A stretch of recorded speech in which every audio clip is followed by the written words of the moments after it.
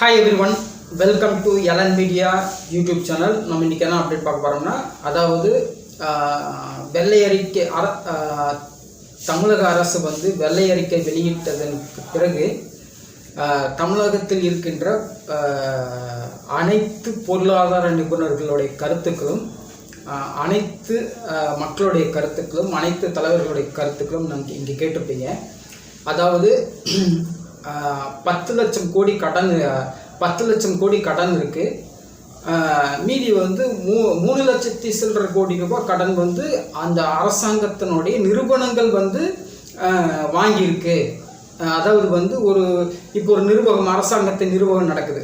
உதாரணத்துக்கு வந்து உதாரணத்துக்கு ஒரு போக்குவரத்து துறை இருக்குன்னு வச்சுக்கோங்க. அந்த போக்குவரத்து துறை வந்து இந்த மாதிரி வந்து வருஷத்துக்கு இவ்வளோ கல்லா கட்டுது இவ்வளோ அப்படின்னு சொல்லி பேங்க் ஸ்டேட்மெண்ட் கொடுத்து கடன் வாங்கியிருப்பாங்க. அப்படி கம்பெனிகளால், அரசாங்கத்தின் நிர்வாகத்தின் கம்பெனிகளால் கடன் வாங்கப்பட்ட அந்த கடன் வந்து 3,18 கோடி ரூபாய் கடன். அது இல்லாமல் 10 லட்சம் கோடி அப்படிங்கிற ஒரு விஷயம் இருக்குது.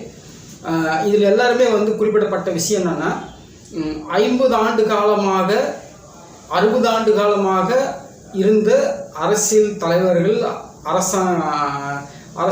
அரசுகள் வாங்கின கடன் பார்த்தோம் அப்படின்னா 5 லட்சம் கோடியாக இருந்தது. கடந்த திமுக ஆட்சியின் போது இந்த 5 ஆண்டுகளில் வாங்கப்பட்ட கடன் வந்து 5 லட்சம் கோடிக்கும் அதிகமான 8 லட்சம் கோடி வரைக்கும் வாங்கியிருக்காங்க. அப்படிங்கிறது ஒரு பெரிய ஒரு அழுத்தம் திருத்தமான ஒரு இதுவாக இருந்துச்சு. இப்போ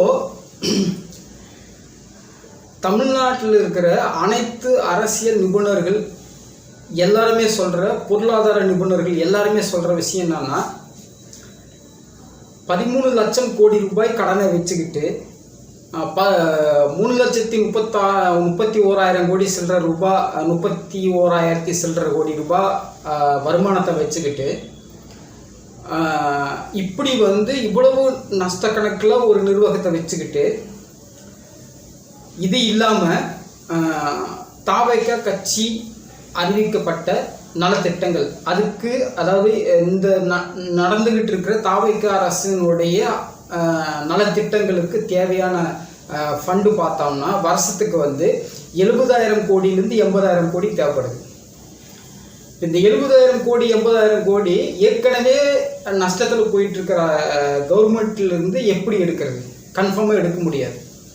சரி, இப்போ நான் ஏற்கனவே நலத்திட்டங்கள்லேருந்து நம்ம கை வச்சோம் அப்படின்னா அந்த அரசாங்கம் தந்துச்சு, இந்த அரசாங்கம் தரல அப்படிங்கிற ஒரு பிரச்சனை இருக்குது. அதனால கண்டிப்பாக வந்து அதுலேருந்து எடுக்க மாட்டாங்க, எந்த நலத்திட்டமும் எடுக்க மாட்டாங்க. இப்போ அதாவது இந்த ஏன் எடுப்பாங்க, எதுக்காக கை வைப்பாங்க அப்படின்னா, அதாவது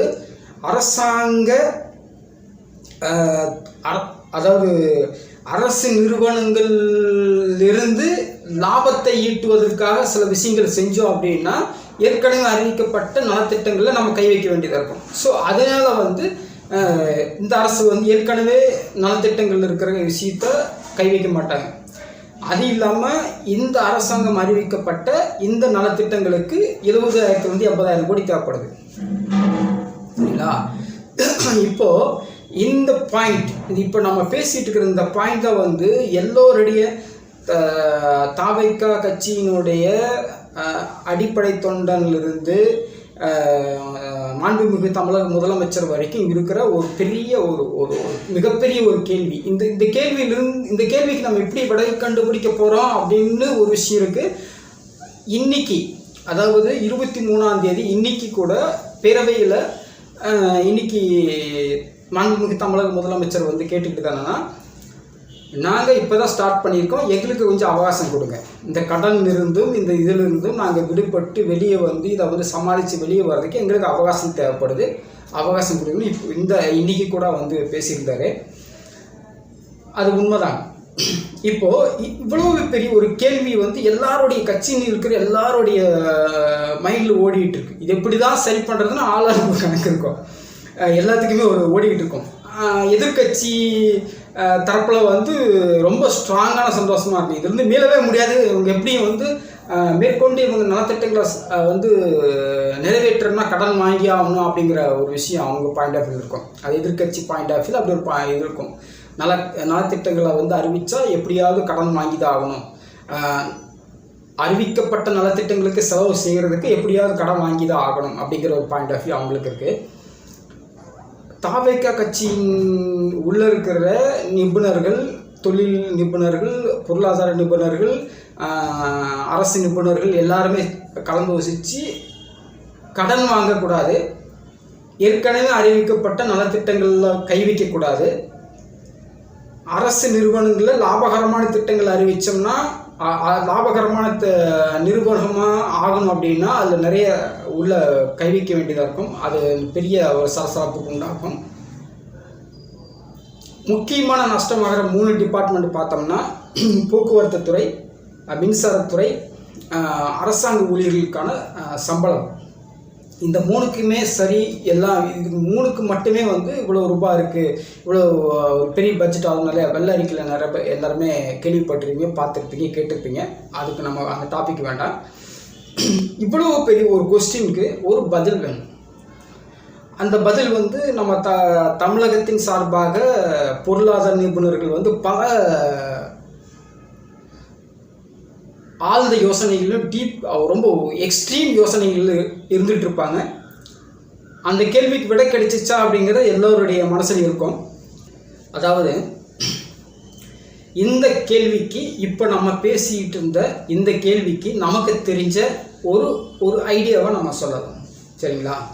இப்போ நம்ம இதெல்லாம் இல்லாமல் அவுட் ஆஃப் ஒரு தாட்டில் நம்ம போகலாம். அதாவது தமிழக அரசு எந்த மாதிரியான ஒரு ஸ்ட்ராட்டஜியை வந்து எடுத்தால் நல்ல பேரும் கிடைக்கணும், வருமானமும் வரணும், அதே நேரத்தில் இருக்க இந்த சிஸ்டத்திலேருந்து மேற்கொண்டு கடன் வாங்கக்கூடாது. அப்படி வாங்கினா வந்து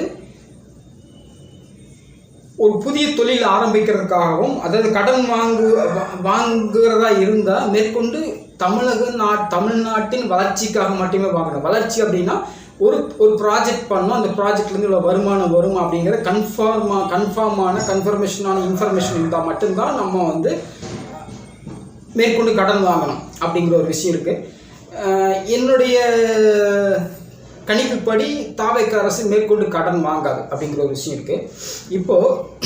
இப்போ இதிலிருந்து மீள்வது எப்படி அப்படிங்கிறது எனக்கு ஒரு சின்ன யோசனை. அதாவது அதை தனியாருக்கு ஒரு கன்சர்ன் ஆரம்பிக்கிறோம்னா எங்கள் வீட்டு இவ்வளோ கேட்குறாங்க, இந்த மாதிரி ஒரு விஷயம் ஆரம்பிக்கிறோம்னா எங்கள் வீட்டு இவ்வளோ கேட்குறாங்க அப்படின்னு தானாகவே முன் வந்து இந்த மாதிரியெல்லாம் வந்து நாங்கள் அந்த ஒரு லேண்டை பதிவு பண்ணோம்னா, பத்திரப்பதிவு பண்ணோம்னா இவ்வளோ நாங்கள் கொடுத்துருக்கோம் அப்படின்னு சொல்லிட்டு நிறைய நம்ம இதெல்லாம் பார்த்துருக்கோம்.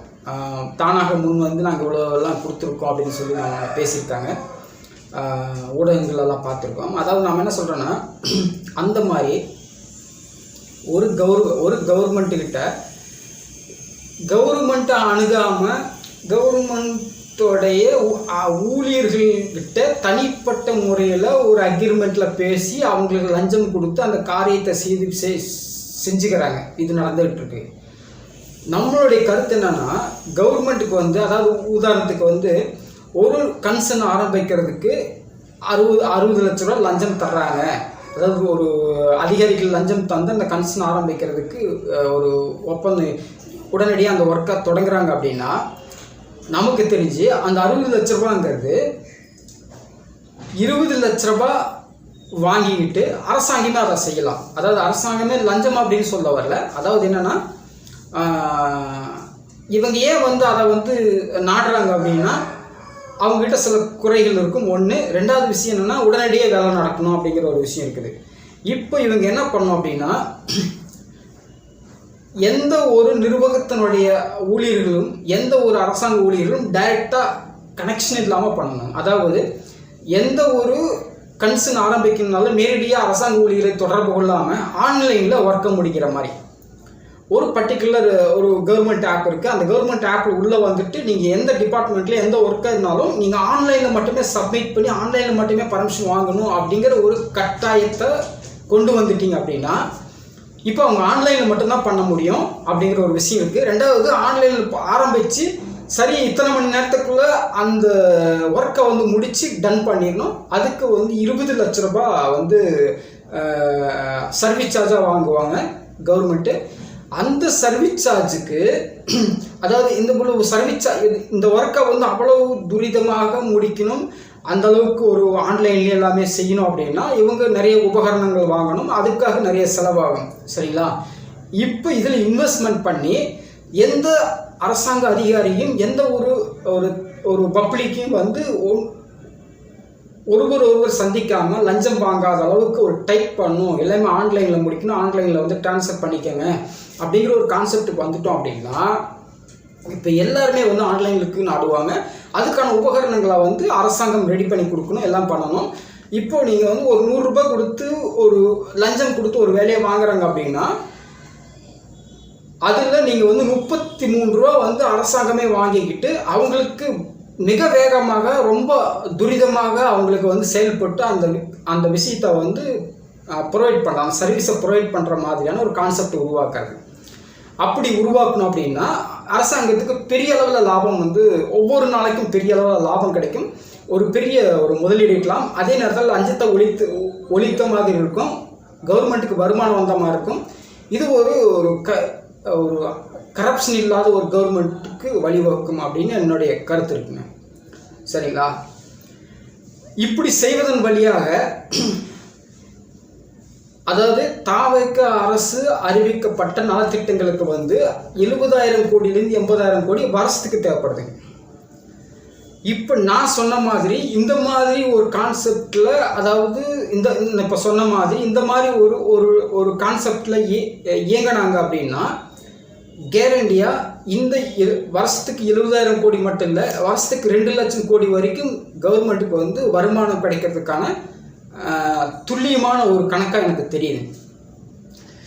இவ்வளோ ரூபாயை வந்து அதிகாரிகள் லஞ்சம் சம்பாதிச்சுட்டு போகிறத கவர்மெண்ட்டே வந்து அது 1/3 ஆக்கி இவங்க வந்து சர்வீஸை ப்ரொவைட் பண்ணி கொடுக்கலாம். அதாவது கவர்மெண்ட் லஞ்சம் வாங்குறது அப்படி கிடையாது. அதாவது அந்த சர்வீஸை வந்து துரிதமாக உடனடியாக செஞ்சு முடிக்கிறதுக்கு அந்த ஒரு கவர்மெண்ட் ஆப்க்கு உள்ளே வந்து அந்த சர்வீஸ்க்கான அப்ளை பண்ணிட்டாங்கன்னா சில மணி நேரங்கள்லேயே அந்த வேலையை முடிச்சு கொடுத்தாகணுங்கிற ஒரு கட்டாயத்தின் இருக்கணும். அதை வந்து ஒரு பாட்டு உள்ளே இறங்கிட்டாங்க அப்படின்னா அது ஃபுல்லாக வாட்ச் பண்ணுவாங்க, என்ன நடக்குது, ஏன் இத்தனை மணி நேரம் ஆகி, ஏன் வந்து அதாவது 3 ஒர்க்கிங் டேஸ்க்குள்ளே அதை முடிச்சாகணும் அப்படிங்கிற ஒரு கான்செப்டில் இருக்காங்க.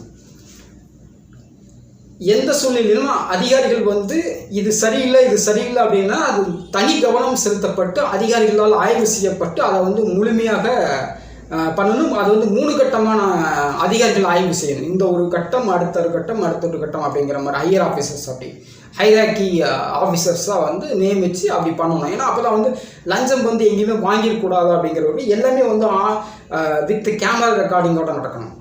ஃபஸ்ட்டு அதிகாரிகள்கிட்ட அப்ளை பண்ணுவாங்க, தப்பாக இருக்கிற பட்சத்தில் முதல் டீம் வந்து அதை ஆராய்ச்சி பண்ணுவாங்க, 2வது டீம் வந்து அது காரணம் ஆராய்ச்சி பண்ணுவாங்க, 3வது டீம் வந்து முழுமையான ஆராய்வு பண்ணி அதை வந்து தேவையானதை வாங்கி டன் பண்ணி தருவாங்க அப்படிங்கிற ஒரு விஷயம் இருக்கும்.